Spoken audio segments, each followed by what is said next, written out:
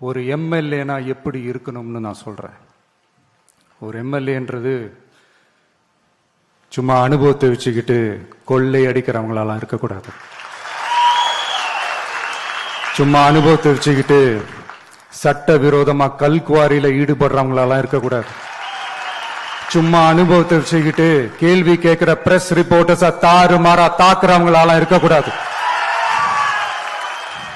இன்னும் ஓப்பனா சொல்லணும்னா, இந்த திமுகவில் இருந்து வந்த ஒரு எம்எல்ஏ மேல கொள்ளையடிச்ச கேஸ் இருக்குது, போதைப் பொருள் கடத்தல் கேஸ் இருக்குது, திருட்டு கேஸ்லாம் இருக்குது. திருட்டு கேஸ்ல எல்லாம் ஜெயிலுக்கு போயிட்டு வந்தவர் ஒருத்தர் இருக்கிறாரு.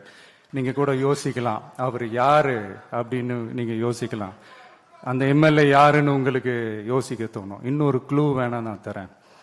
அந்த திருட்டு கேஸ்ல உள்ள போயிட்டு வந்தவரை யாருக்கு எதிராக இந்த திமுக தேர்தலில் நிக்க வச்சாங்க தெரியுமா? இன்னைக்கு அவங்க கூட்டணியிலேயே மூச்சுக்கு 300 தடவை முட்டு கொடுக்கிற ஒரு மிகப்பெரிய ஒரு தலைவருக்கு எதிராக.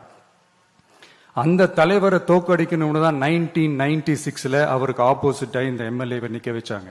மரியாதை நிமித்தமா அந்த தலைவர் பேருங்க நான் சொல்ல வேணாம்னு நினைக்கிறேன். ஸோ இப்படியெல்லாம் இருக்கிறாங்க எம்எல்ஏஸ், நான் லிஸ்ட் போட்டு சொன்ன மாதிரி. ஆனா எம்எல்ஏஸ்னா சும்மா இல்லை, ஒரு தொகுதிக்கான அந்த மக்களுக்கான எல்லை காப்பாளர்கள். அப்படி இருக்கணும். களத்துல மக்களோட மக்களா நிக்கிற மாதிரி ஆளுங்களை தான் நான் செலக்ட் பண்ணியிருக்கிறேன். நான் எல்லா இடத்துலையும் எல்லா நேரத்திலையும் ஒரே நேரத்துல நான் போய் நிக்க முடியாது இல்லையா? அதனால என் சார்பா என்னோட பிரதிநிதிகளா நானே பார்த்து என்னுடைய வேட்பாளர்களை செலக்ட் பண்ணியிருக்கிறேன். நம்மளுடைய அக்கா, நம்மளுடைய தங்கை, நம்மளுடைய அண்ணா, தம்பி அப்படின்னு சொல்லி நம்மளுடைய வேட்பாளர்களை செலக்ட் பண்ணி இன்னைக்கு உங்க முன்னாடி நான் ஒப்படைக்கிறேன்.